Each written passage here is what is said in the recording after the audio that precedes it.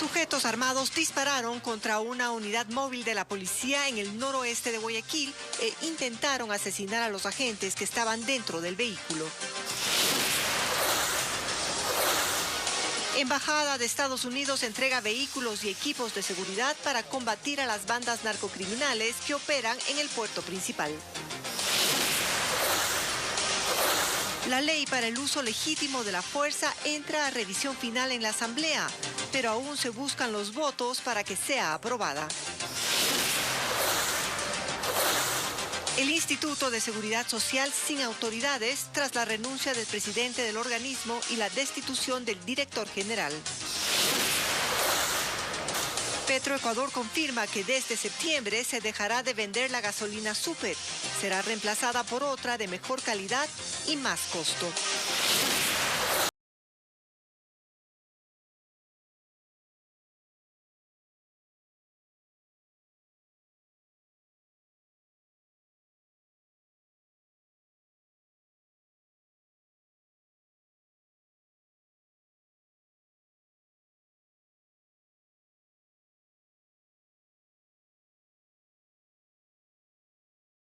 De Televistazo. Empezamos las noticias contándoles que delincuentes balean una unidad móvil de la policía en el sector de Nueva Prosperina, en el noroeste de Guayaquil. Ahí 4 sujetos intentaron asesinar a 2 policías que estaban dentro del vehículo. Melín Ochoa nos informa que el crimen organizado para el narcotráfico estaría tras la balacera. Tras el ataque criminal en contra de la policía, agentes especiales llegaron a la zona del conflicto en la cooperativa Nueva Prosperina, noroeste de Guayaquil. Según las autoridades, a las 5:50 de la madrugada de este martes, 4 delincuentes armados llegaron al lugar, rodearon la unidad móvil policial y dispararon contra ella. Querían matar a los 2 uniformados que estaban dentro del vehículo.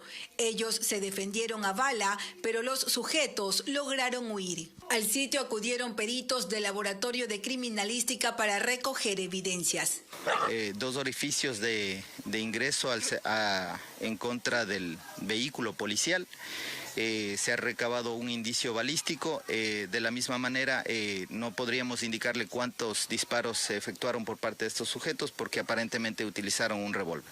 La unidad móvil fue colocada hace 4 meses en Nueva Prosperina, sector ubicado en el noroeste y que colinda con Socio Vivienda, el lugar más peligroso de la ciudad, donde se registran delitos como tráfico de drogas, de armas, sicariatos, secuestros, atentados terroristas y todo tipo de robos. Es posible que intenten amedrentarnos de esa manera, pero lamentablemente para estas personas nosotros vamos a reforzar más bien la seguridad, vamos a reforzar los patrullajes y vamos a continuar haciendo más operativos en estos sectores. Es la segunda vez que en el mismo sector sucede. Hemos estado coordinando acciones el día de hoy. Estamos atrás de 1 o 2 delincuentes que fueron heridos y que deben estar recibiendo atención médica en algún lugar de la ciudad. El ministro del Interior confirmó que la balacera fue ordenada por el crimen organizado y que responde a retaliaciones por los operativos recientes.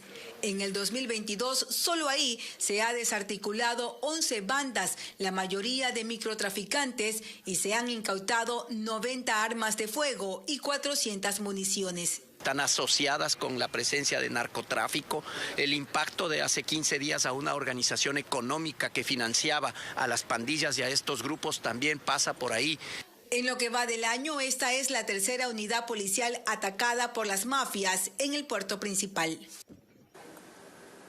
Y precisamente para combatir las redes de narcotráfico en Guayaquil, esta mañana la Embajada de Estados Unidos entregó a la policía vehículos y equipos de seguridad.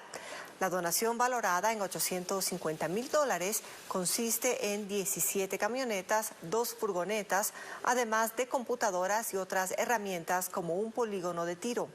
Las autoridades detallaron que agentes especializados vestidos de civil patrullarán en los carros las zonas más conflictivas de la ciudad, como el sur.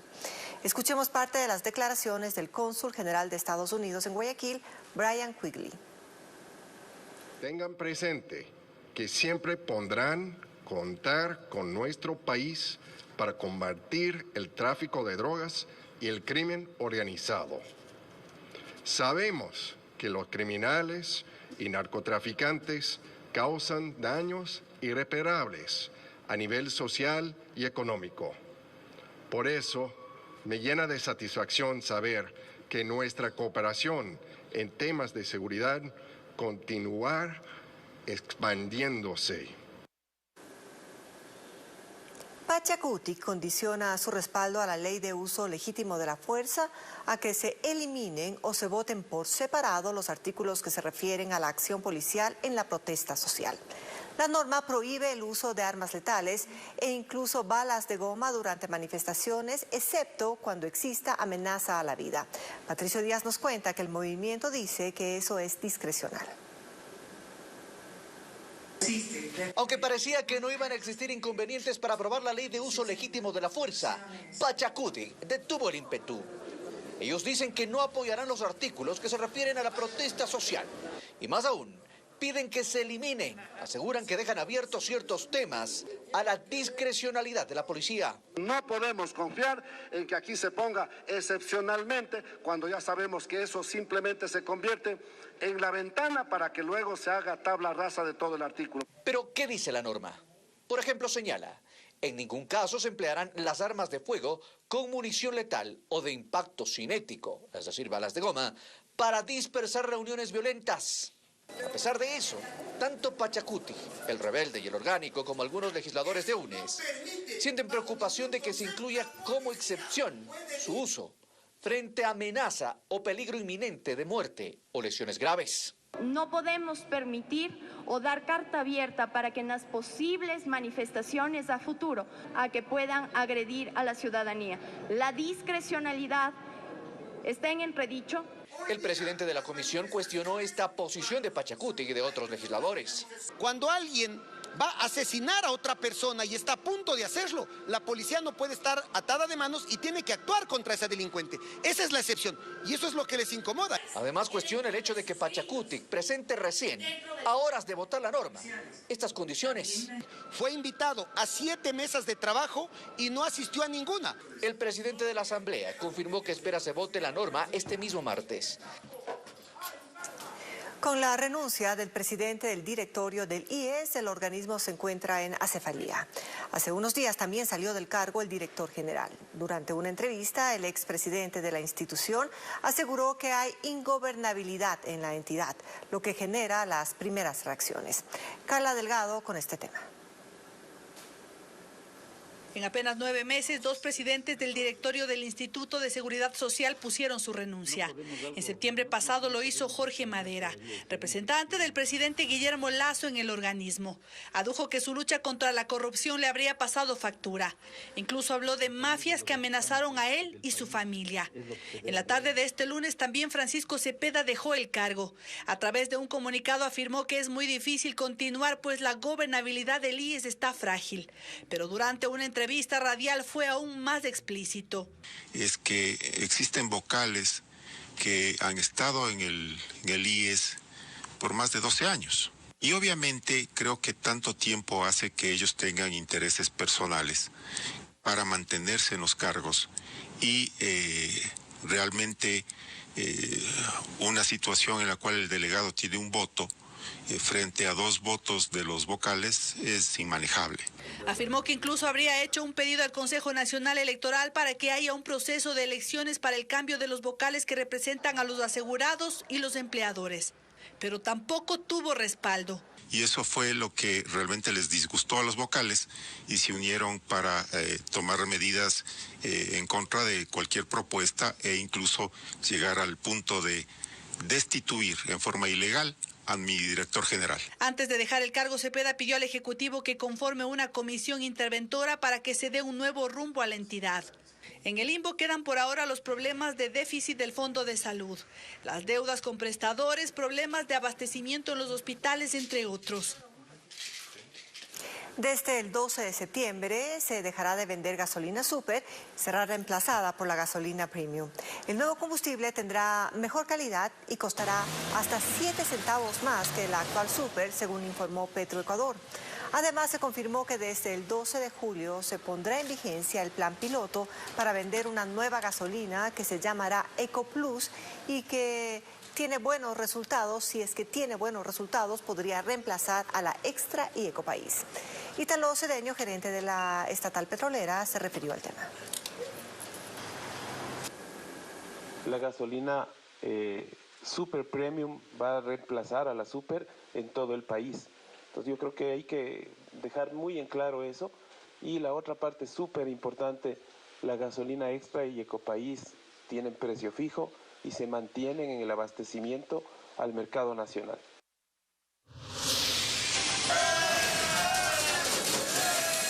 Hacemos aquí nuestra primera pausa y al regresar.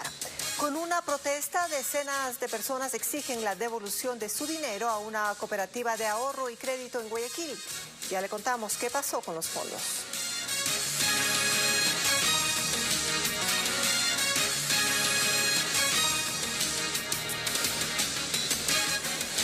El presidente Guillermo Lasso se suma desde hoy a la Cumbre de las Américas que se desarrolla en Los Ángeles, Estados Unidos. El mandatario viajó esta mañana junto a una delegación y enfatizó que el tema principal a tratar es la lucha contra el narcotráfico y la inseguridad. Rafael Hermida con los pormenores del viaje. Con honores fue despedido el presidente Guillermo Lasso, quien la mañana de este martes viajó a Los Ángeles, Estados Unidos, para participar en la Cumbre de las Américas. Previo al embarque, el mandatario explicó que el tema central será el de la inseguridad en el país.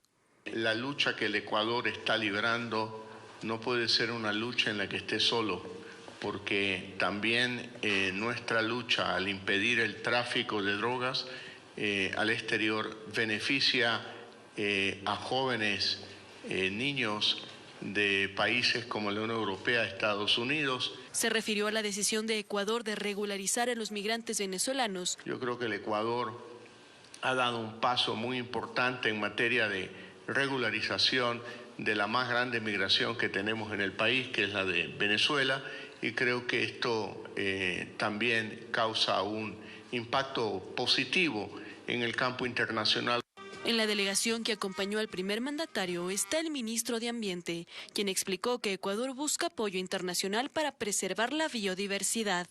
Vamos con un objetivo claro de que haya movilización de recursos económicos por los servicios ecosistémicos que Ecuador va al mundo. En Estados Unidos, el presidente se reunirá con los mandatarios de Chile, Colombia y otros países. Además, buscará una audiencia con el canciller de México para tratar sobre el acuerdo comercial que se negocia con esa nación. Según la Asociación de Municipalidades y el Consorcio de Gobiernos Provinciales del Ecuador, la deuda del gobierno central supera los 700 millones de dólares. Las autoridades pidieron al presidente Guillermo Lasso que se iguale en los pagos para colaborar con la seguridad. Paul Romero con el informe. Los alcaldes y prefectos aprovecharon la reunión con el presidente Guillermo Lasso sobre la seguridad para exigirle que primero les entregue los recursos económicos que les corresponde. Según el presidente de la Asociación de Municipalidades del Ecuador, existe una deuda con los 221 municipios del país que les limita a colaborar en temas de seguridad. La deuda en este momento un aproximado a 300 millones de dólares. Los municipios hemos dado cámaras de videovigilancia, hemos dado recursos para compra de camionetas, para motocicletas, para combustibles, para alimentación. Pero eso no es todo. También hay una deuda con el Consorcio de Gobiernos Autónomos Provinciales. Los prefectos que asistieron este lunes a la reunión con el mandatario hicieron el mismo pedido de recursos. 450 millones es la deuda que tiene el gobierno con las prefecturas del país. También habló el presidente del Congope reclamando y que era vergonzoso tener que en esta reunión tener que venir a cobrarle al gobierno. Las autoridades seccionales demandaron la transferencia de dichos recursos y cuestionaron al gobierno que tenga más de 8.000 millones de dólares en reservas. Según el presidente Lasso, de ese monto, 2.200 millones son de las alcaldías y prefecturas, que no sacan de la cuenta del Banco Central por falta de ejecución presupuestaria. Con los nuevos cálculos con mejores ingresos, tanto permanentes como no permanentes, los GATS ahora van a recibir un total de 3.153 millones. Es decir, es un incremento de 214 millones de lo que van a recibir los GATS en el total del año 2022. La reunión por la seguridad terminó condicionada a la exigencia de recursos. Ahorristas de la Cooperativa de la Armada Nacional en Guayaquil exigen la devolución de su dinero. Esta entidad entró en liquidación forzosa desde el año pasado por el deterioro de su estado financiero, pero un juez dispuso que siga activa. Mientras los usuarios tienen problemas para acceder a sus recursos y el órgano de control no puede hacer nada. Decenas se agolparon en el exterior de la Cooperativa de Ahorro y Crédito de la Armada Nacional de Guayaquil para exigir que les devuelvan su dinero. Esta entidad en septiembre del año pasado entró en proceso de liquidación forzosa, pero un juez dispuso la suspensión de ese proceso y la cooperativa sigue con las puertas abiertas. La cooperativa pasa de estar en estado de liquidación a estar en estado activa, pero su situación financiera es exactamente la misma. Esa resolución judicial está apelada y aún no se resuelve. Como tampoco hay respuesta para los socios de la cooperativa que tienen que rogar para que les entreguen su dinero. Y ni así. Hay mucha gente que queremos que nos devuelvan nuestros ahorros y todavía no nos devuelven, y si nos quieren devolver nos están devolviendo de gota en gota y eso no es. Desde el mes de diciembre del año pasado estoy reclamando mis ahorros y hasta el día de hoy no me han devuelto ni un solo centavo. Esta cooperativa entró en liquidación porque sus indicadores de solvencia estaban por debajo de los mínimos requeridos y su situación financiera, en lugar de mejorar, continúa deteriorándose. Sin embargo, la Superintendencia de Economía Popular no puede hacer nada, pese a las evidencias, porque así lo dispuso un juez. ¿Cómo es posible que la función judicial tenga jueces que puedan dejar sin efecto una resolución de liquidación y permitir que una entidad financiera que no tiene las condiciones técnicas para operar esté abierta en manos de sus administradores? Yo creo que el hecho de que la superintendencia haya emitido la resolución de liquidación es la muestra de que el trabajo del supervisor se hizo oportunamente. Es importante señalar que la Cooperativa de Ahorro y Crédito Armada Nacional no tiene ninguna relación con la Fuerza Naval desde hace algunos años, ni tampoco con entidades de nombre similar que operan en otros cantones del país. Autoridades del Comité de Operaciones de Emergencia en Guayaquil advierten sobre el incremento sostenido de casos de coronavirus. Temen que las últimas aglomeraciones en la ciudad provoquen más contagios. Esto en medio de la poca afluencia de ciudadanos que acuden por una dosis de refuerzo, como nos cuenta Bessie Granja. Los casos de coronavirus siguen aumentando en Guayaquil. Así lo advierte el último informe epidemiológico del Comité de Operaciones de Emergencia. Carlos Farhat, director de la Mesa Técnica de Salud, describe la situación. Nosotros cerramos la semana 21 con 419 casos. En la semana 22, que concluyó este domingo, encontramos 508 casos. Y estoy seguro que no son todos, porque hay muchas personas que lamentablemente al tener problemas respiratorios, como le está dando muy suave, piensan que es una simple gripe. Los médicos advierten que el incremento sostenido de casos de coronavirus en Guayaquil se debe al excesivo relajamiento de los ciudadanos. Muchos ya no usan la mascarilla y algunos se exponen a aglomeraciones. Tal como ocurrió durante un concierto realizado en el puerto principal durante el fin de semana, donde muy pocos asistentes utilizaron la mascarilla. Lo mismo sucede en bares y otras actividades en la ciudad. Esta tendencia preocupa a las autoridades del COE cantonal. Lo que sí tenemos que tener en cuenta es que ya en el mundo comienza a circular un sublinaje del Omicron, que es la BA4 y la BA5, que están en Sudáfrica. Entonces es probable que se disperse con mucha mayor rapidez, entonces hay que estar atentos. Sin embargo, Farhat recalca que por ahora no hay hospitalizaciones ni fallecidos a causa del virus. Lo que alerta es que aún hay ciudadanos que no han completado su esquema de vacunación y es poco el interés de acudir por una dosis de refuerzo. El que quiere protegerse tiene que venir acá, ¿no? A escala nacional, el 37% de la población se ha colocado la tercera dosis de la vacuna, mientras 473,000 habitantes han accedido a una cuarta inyección contra el COVID-19. Las autoridades insisten en el cuidado de las medidas de bioseguridad y completar el esquema de inmunización. La audiencia de revisión de habeas corpus del ex vicepresidente Jorge Glass ya tiene nueva fecha. El juez citó a los involucrados para el próximo martes 14 de junio a las 8:30. La primera diligencia fue diferida por pedido de la defensa del ex segundo mandatario, quien permanece en la cárcel 4 de Quito luego de que su recurso fue anulado por la Corte Provincial de Santa Elena.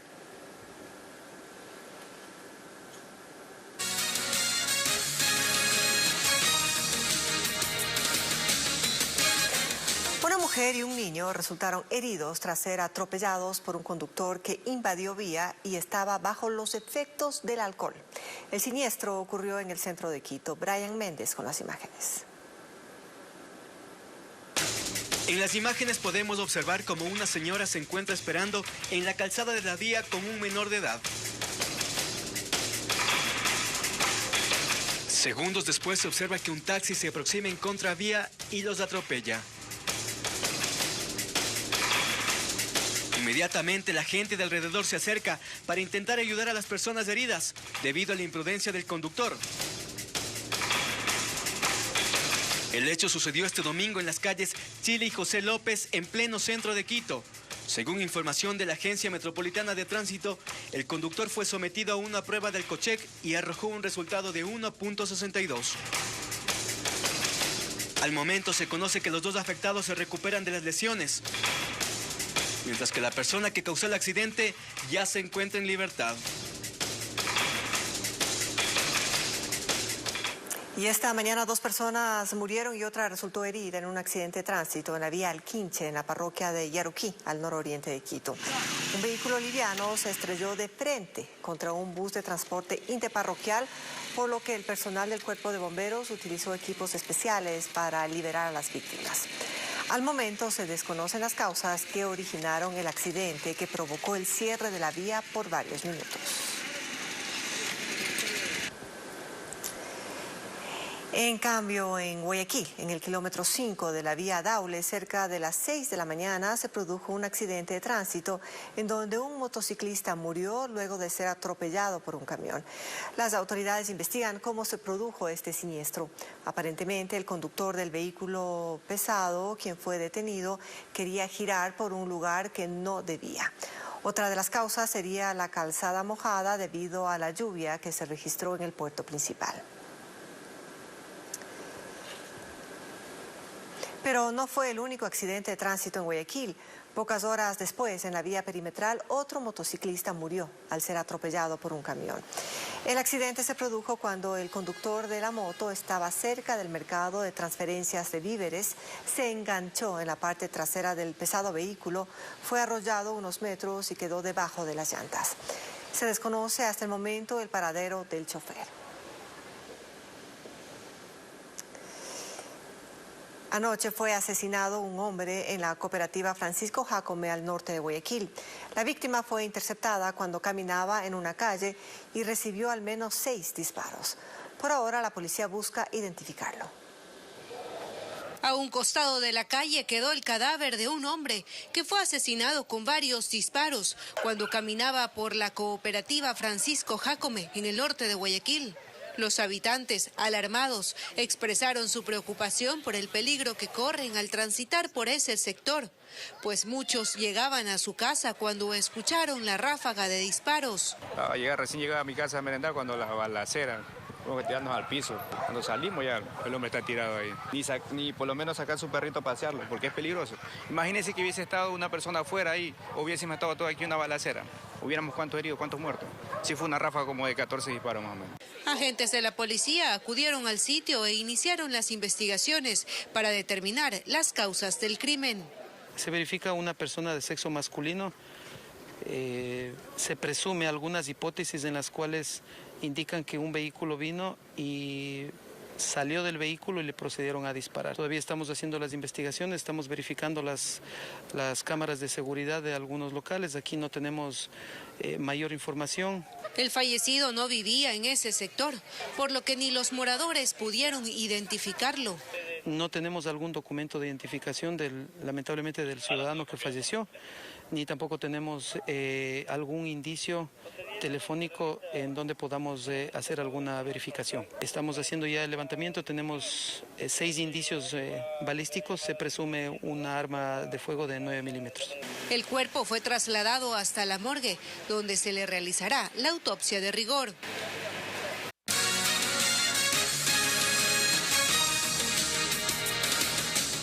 Seguimos informando. Un menor de edad se recupera en el hospital tras resultar herido de bala en un atentado en el suburbio de Guayaquil. La policía indicó que el ataque se habría originado luego de un operativo ejecutado en ese sector que dejó un detenido. La tranquilidad de la noche se vio interrumpida cuando un sujeto a bordo de una moto llegó y disparó contra un adolescente por una confusión. Al tipo no le importó que habían niños en ese sector del suburbio de Guayaquil. Presuntamente, el menor de edad habría dado información a la policía, que minutos antes realizó un operativo y detuvo a una persona con un arma de fuego. Así lo explicó el jefe del distrito Portete, Cristian Mayorga. Entonces él piensa que la información o el que le alertó a la policía fue el adolescente que estaba ahí con ellos. Entonces él va y le dispara como en represalias por haber dado la información, pero la información no salió de ellos, sino de las cámaras del ECO. Según los agentes, el atacante es un conocido del grupo y tras los controles fue a buscar el arma para disparar contra el adolescente de 17 años. Tenemos información de que es un familiar del que está detenido. En horas de la mañana en la 35 y Gómez de Rendón, en las paredes y puertas metálicas, quedaron las huellas de las balas y rastros de sangre. Incluso, al ver nuestra cámara, las personas se escondían y nadie quiso hablar de lo ocurrido. La persona detenida tiene 24 años y registra antecedentes por robo. Como evidencia hay un arma de fuego y 5 municiones decomisadas. Mientras, siguen en la búsqueda del que originó el ataque. El adolescente se recupera en un hospital de la urbe y permanece con resguardo policial. Tras un operativo policial en la provincia de Napo, un hombre fue capturado por presunta pornografía infantil.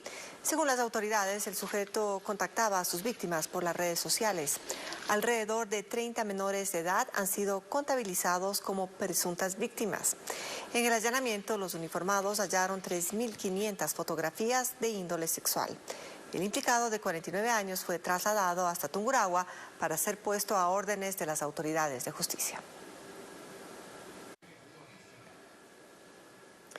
Continuamos con más temas. Hay alarma en el cantón Durán tras el macabro hallazgo del cuerpo desmembrado de un hombre. Ocurrió esta mañana en un terreno baldío de la cooperativa 5 de junio. Según información preliminar, la víctima de 25 años fue identificada como Peter Naranjo y estaba reportada como desaparecida desde el domingo. Se presume que el crimen ocurrió como una venganza. Hasta el sitio llegó personal de la policía para recabar indicios y hacer el levantamiento del cadáver.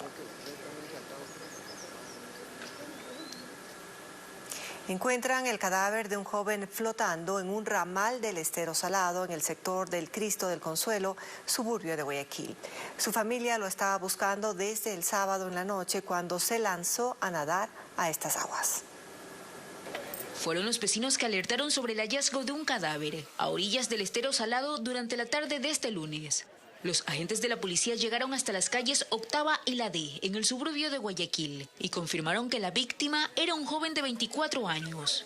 El fallecido fue identificado como Eddie Arroyo, quien según versiones de familiares se lanzó a nadar a estas aguas el sábado, cerca del sector de la Isla Trinitaria, pero desde esa noche perdieron su rastro. Está desaparecido en horas de la noche desde el día sábado, por lo que los familiares manifiestan haber puesto la denuncia el día de ayer y el día de hoy se le encuentra al ciudadano. Se desconoce ya que las unidades especializadas recurren al lugar para el levantamiento del cadáver. El cuerpo del joven fue trasladado al centro forense para la respectiva autopsia, que determine las causas del deceso. Un mega incendio consumió un edificio de 3 pisos en el sector de La Bahía, en el centro de Guayaquil. 400 bomberos acudieron a la emergencia y tardaron más de 2 horas para poder extinguir las llamas del inmueble que funcionaba como bodega. Por ahora se investigan las causas del siniestro. La jornada fue intensa. Las llamas que salían de este edificio pusieron a correr a 400 bomberos de Guayaquil. La emergencia se registró anoche en este inmueble, ubicado en las calles Olmedo y Chimborazo, en el sector de la Bahía. El fuego cubrió rápidamente los 3 pisos de la estructura. Para controlar la situación se usaron 40 camiones, algunos con escaleras, para poder alcanzar una gran altura. Durante la mañana se evidenciaron las huellas del siniestro, manchas negras a un costado del edificio y sobre la fachada frontal se colocó una enorme lona. Personal técnico del Cuerpo de Bomberos acudió al sitio para investigar las causas del incendio y detallar las acciones ejecutadas durante la emergencia. Bueno, nos encontramos con una edificación bastante dura, en este caso, que recepta mucho calor y que por lo tanto la emergencia se hizo difícil por el tema de la complejidad de nosotros poder hacer la extinción. A pesar de la magnitud del fuego, no hubo heridos ni fallecidos, pero sí daños materiales que aún no han sido cuantificados, pues el inmueble funcionaba como una bodega. Había de todo, era una bodega pues obviamente de productos.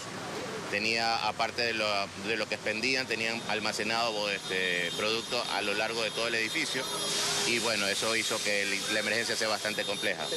Las autoridades también investigarán si el edificio contaba con los permisos y plan de prevención de incendios. El gobierno empieza a combatir la desnutrición infantil entregando recursos a embarazadas y madres de niños menores de 2 años. Se trata de un bono de $50 para mujeres en situación de vulnerabilidad. Diego Cuenca nos explica. Desde el próximo 1 de julio, el gobierno empezará a entregar bonos para mujeres embarazadas y madres con niños menores de 2 años en situación de vulnerabilidad. El objetivo es entregar recursos para que sus progenitoras alimenten bien a sus hijos y combatir la desnutrición infantil. Así lo sostiene el ministro de Inclusión Económica y Social. Se entrega $50 de manera recurrente, mensual, durante aproximadamente 2 años, 9 meses, que cumple los 1000 días que hemos mencionado. Y los $10 adicionales se entrega acumulados en 3 pagos específicos. $90 una vez concluido la etapa de gestación, siempre y cuando la madre gestante haya cumplido por lo menos 6 chequeos prenatales. Hasta diciembre de ese año, las beneficiarias serán 37.500 mujeres que cumplan con los requisitos. Es 1, madre gestante rural. Segundo, madre gestante rural de las parroquias priorizadas por la Secretaría Técnica, en donde se acentúa mayormente el incremento de la desnutrición crónica infantil. Sin embargo, hay madres como Yelena, que en los exteriores de un hospital público nos dice que desconoce el bono que le podría servir para su bebé de 5 meses. ¿No le puede dar una alimentación adecuada a su hijo? Yo sí, porque así sea vendiendo tortillas, yo lo hago, pero igualmente el recurso no abastece, no nos abastecemos. Ecuador es el segundo país de la región con el 30% de niños de hasta 5 años afectados por desnutrición. Bien amigos, con esto estamos finalizando. Les decimos gracias por su compañía.